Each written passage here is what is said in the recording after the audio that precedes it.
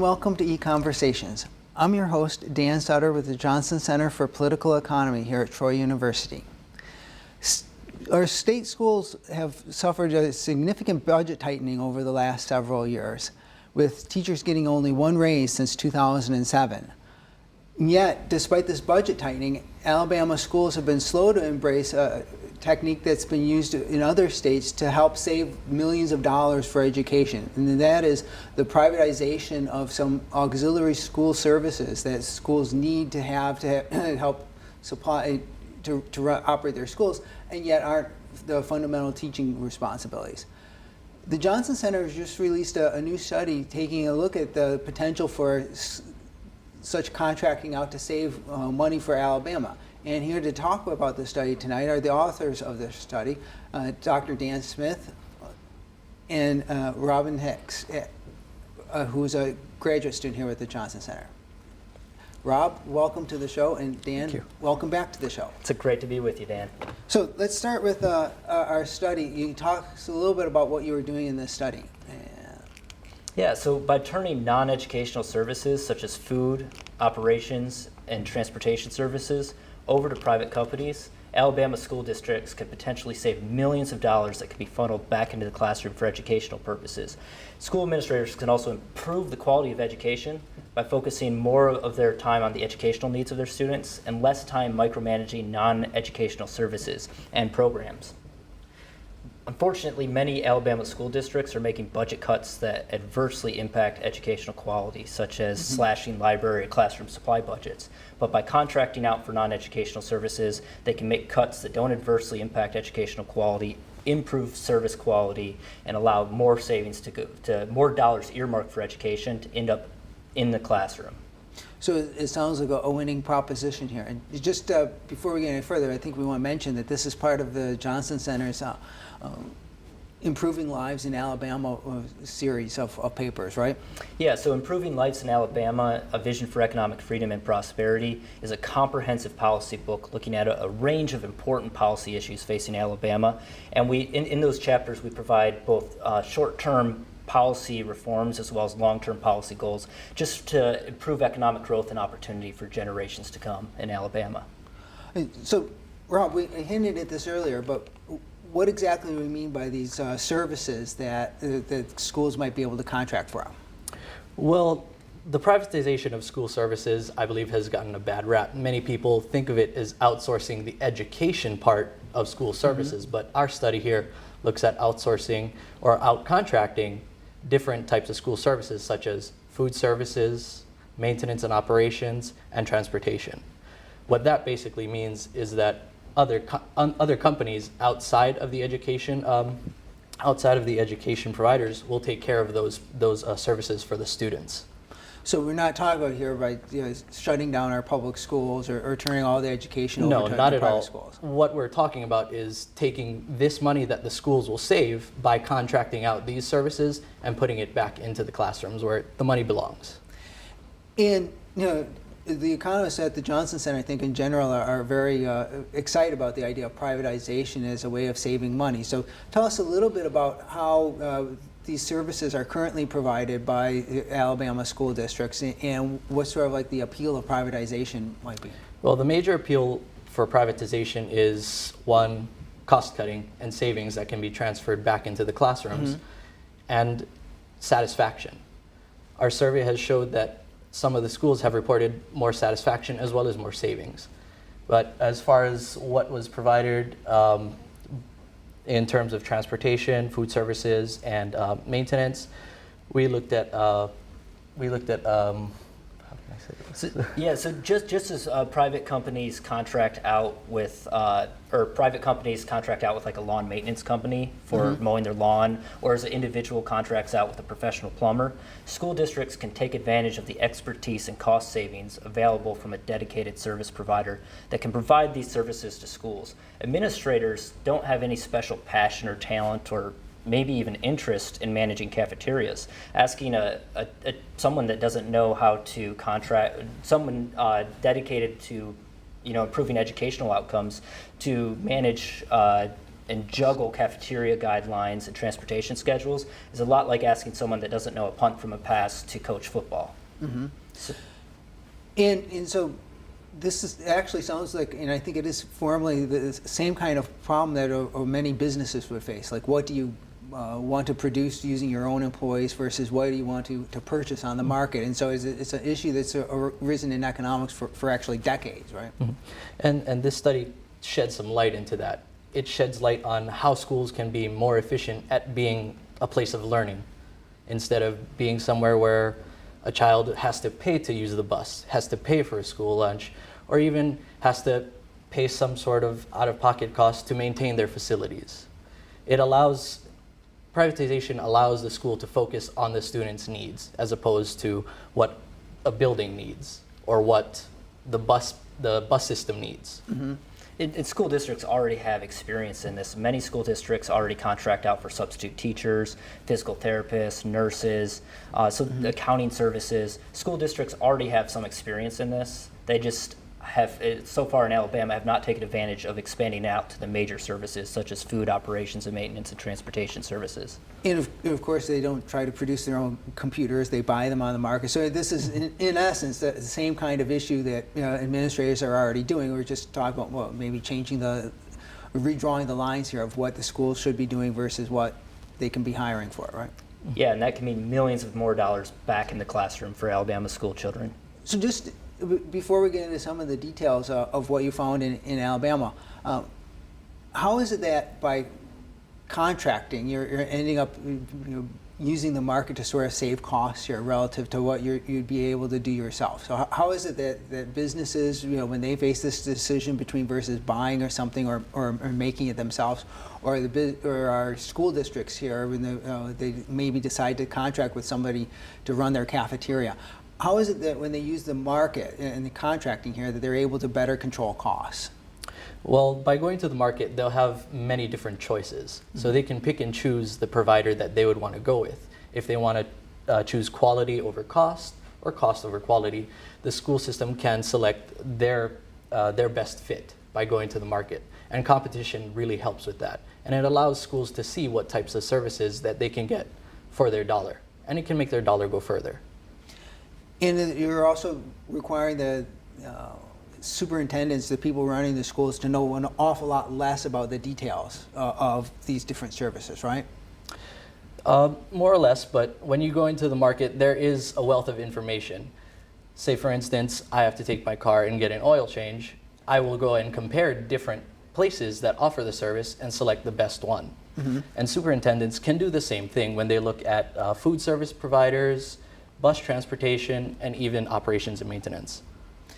And I think certainly with, we're talking about the K through 12 schools here, but I think universities, our state universities have employed a good deal of privatization, I think, here at Troy University, right? And in my undergraduate school as well, they had contracted out their security services as well as an effort to cut costs and save money so that they could put it back into the university system. And I know Troy University contracts for the operation of the bookstore and I think the food services here on our campus as well. So again, we're not talking about something like completely radically new or completely going to change how our schools are operating, right? No, not at all. So getting into what we've looked at here, or what you guys looked at in this study, Alabama isn't the first state to consider these issues, right? Yeah, correct. In fact, many states around the nation are actually ahead of Alabama in terms of taking advantage of this cost-saving opportunity, meaning that other states have more resources in the classroom for their school children compared to Alabama. Only 16% of school districts in Alabama actually contract out for one of the three major services: food, operations and maintenance, or transportation services. And this compares to some states like Michigan, where 65% of school districts now contract out for one of these major services. And I think here's a graph you have from your study looking at, I think we were looking here at the history of contracting out like this in Michigan, right? Yeah, so since 2001, the Mackinac Center has done a careful, systematic study of school districts in Michigan and asked them, do you contract out for one of these major services? And since 2001, contracting for non-educational services has just exploded. The overwhelming evidence from these studies showing that school districts in Michigan were saving money and improving service quality was convinced so many school administrators that this is an option that we need to explore to funnel more resources back into the classroom.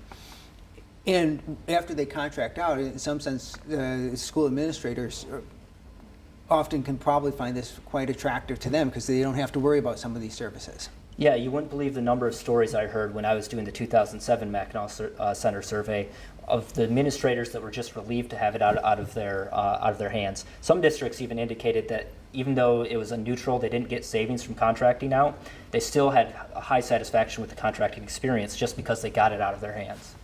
And that shouldn't come as a surprise because the people who are going to become school administrators aren't really concerned about maintenance or cafeterias, right?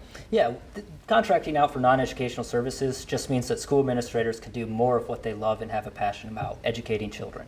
And that's also then what they're going to know a lot more about, right? And so you're, to some extent, one of the reasons why privatization can work so well here is taking advantage of what's known as the division of knowledge, right?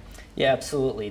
Different firms or by contracting out with dedicated service providers, you can take advantage of their expertise, and the school administrators can more fully use their expertise, which is in education. Now, so here's some recent numbers from the Mackinac Center surveys in Michigan, right? Yeah, so in Michigan, you see a large percentage of school districts contracting out for each of the three major services. Across the nation, 30% of school districts contract out for food services. In Alabama, it's only 4%. And for custodial services in Michigan, it's close to 45%.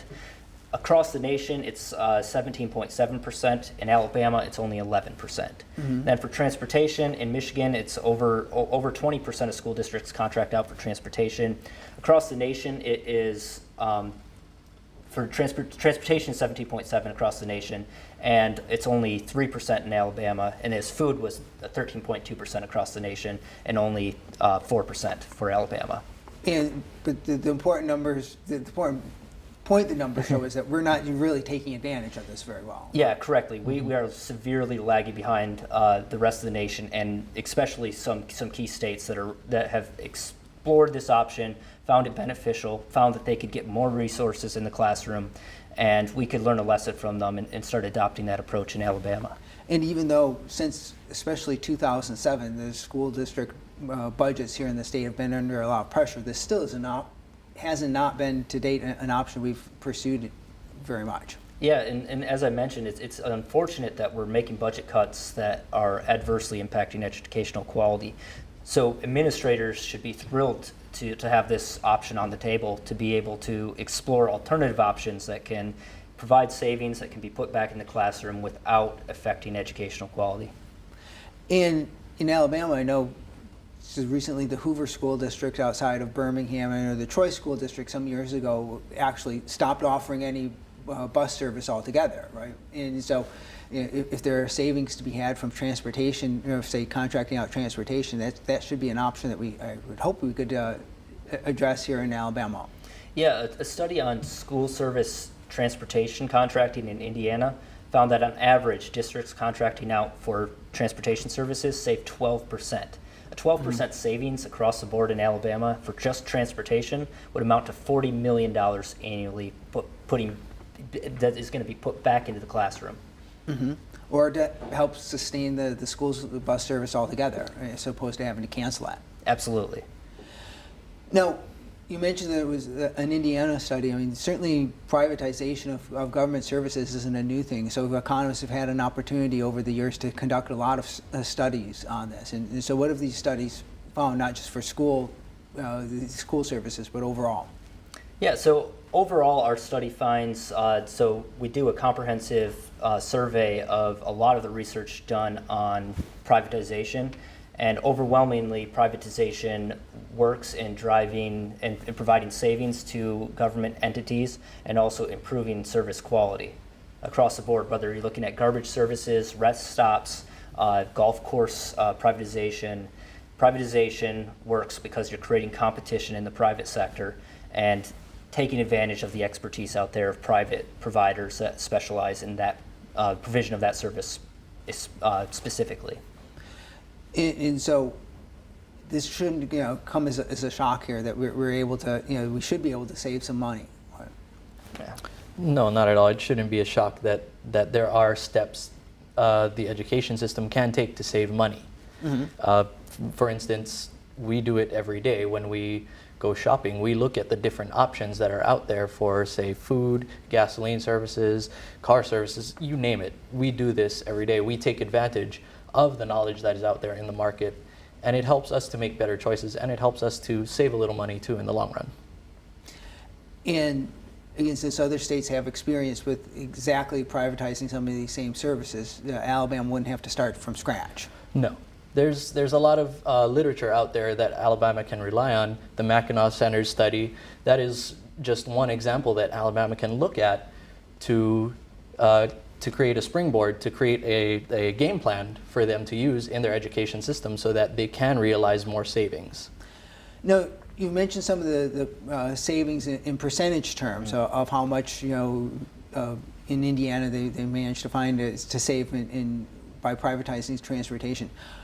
How much does Alabama currently spend on these auxiliary or supplemental school services?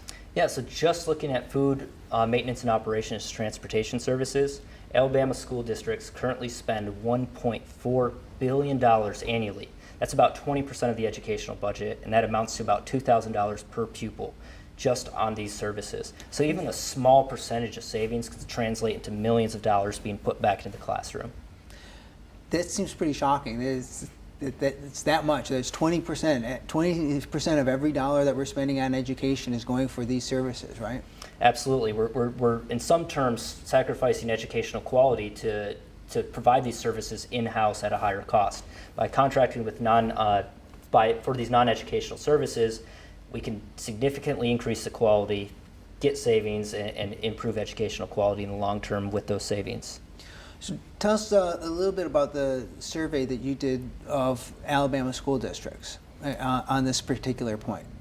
Yeah, so what we did is instead of us saying savings are available, that contracting is a satisfactory experience for school districts, we decided to ask school administrators, do you contract out, and are you getting savings, and are you satisfied with your contracting experience? We contacted every single school district within the state. Only 121 responded, so a little over 10 did not respond. But almost overwhelmingly, all of the school districts that reported contracting out were satisfied with the contracting experience. And 80% of school districts contracting out said they received savings from the contracting experience. And of course, this is just the first study done here in Alabama of this magnitude. So we also rely heavily on the studies done since 2001 from Michigan, done by the Mackinac Center, that also have very similar results, showing systematically, even as they increase the amount of contracting for non-educational services, that these districts are reporting being satisfied year in, year out, and getting savings year in, year out. Now, you mentioned that most of the districts report great satisfaction.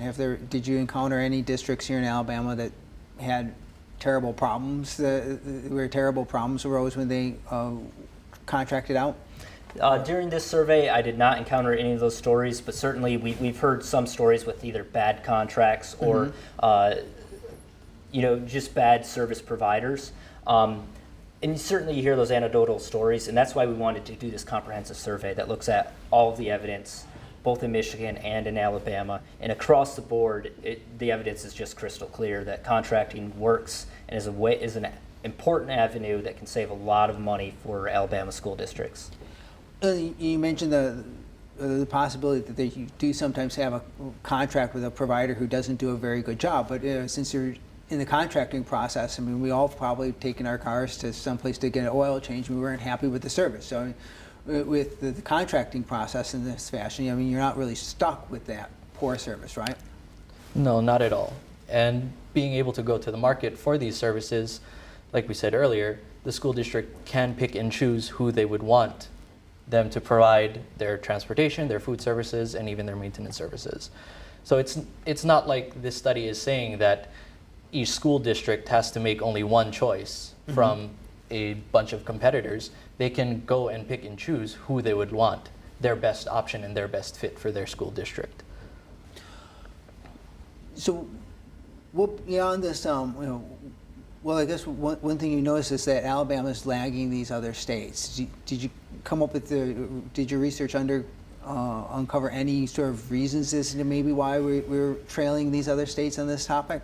Yeah, so it's kind of interesting from my perspective since I did the 2000 survey in Michigan.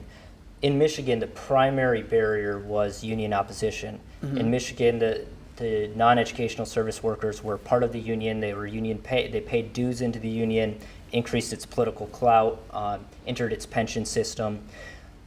In Alabama, I think there's some pressure from the AEA, but I think the main barrier is that when I talked to school administrators, most of them didn't even know this was an option available to them. So what we hope to do with this chapter is just start a dialogue and say, hey, this option is out there and the evidence suggests it works. So as more administrators become aware of this option, I think the more that are going to explore it, the more that explore it, I think it's going to snowball and more districts are going to take advantage of this opportunity to save money and put educational dollars back to work in the classroom. And ultimately, teachers might be able to benefit from this as well, right? Because if we're spending $1.4 billion as a state every year on education, if we could save 10% of that, that's a pretty huge number, right? Absolutely, and the Mackinac Center actually found that the school districts that contract out for non-educational services actually ended up paying higher teacher salaries on average. So that money is being saved by contracting out for these non-educational services is in fact making its way back into the classroom. And I think it's those potential savings are particularly interesting because when Governor Bentley proposed a 2% raise for state teachers this last spring during the legislative session, and the state Senate rejected it on the grounds that we couldn't afford the 2% raise for the state teachers. And I remember reading that the estimated cost to the state of this raise would have been around $70 million a year. So it's something that could easily be covered by the savings that we could have here, right? Yeah, it's very reasonable, and that it would potentially save well over that if school districts across the board started exploring with and contracting out these non-educational services. In your survey, I think I recall you also found some evidence that some school districts in Alabama were contracting out some other things like lawn maintenance and so forth. So they already are contracting out a few things, right? Yeah, there's already lessons learned in that regard, in that they know they know what they want for these services. And we're talking about like nurses. Nursing is actually very complicated, probably more complicated than hiring someone to mop the floor. So school districts have a lot of experience already with carefully specifying contracts, the level of quality they want, and ensuring that they're getting the quality they want for the price that they're paying. So districts have experience in this in other areas. They just have to look at the evidence that's being proposed in the chapter and realize that they can expand that contracting experience to other non-educational services. Well, where do you think the privatization could go here? So you think that there could be some services, some additional services that could be privatized in our schools? Well, I certainly think more school districts can explore even coaches, substitute teachers. Certainly not all districts that we talked to reported contracting out for those services.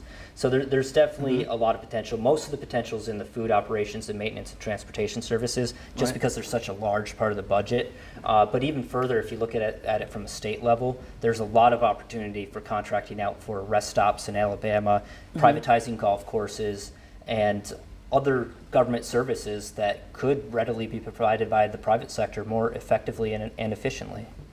So for instance, like state parks, they could be a candidate for privatization, or? Yeah, absolutely. Any type of service like that that is just not a true core function of government. So we can decide that we want government to do something. It doesn't necessarily mean that government has to provide it. What we could do is contract out with a private company, carefully contract out with a private company, and have them provide that service, for that government service. And so just in terms of the contracting and the difficulties or the details that would have to be involved, I mean, since other states have been doing this already. I guess there should be like model contracts that a district, that if a district in Alabama decided they want it, reads our study and decides they wanted to try to do contract out, there will be like model contracts that they could look at and use as a guide, right?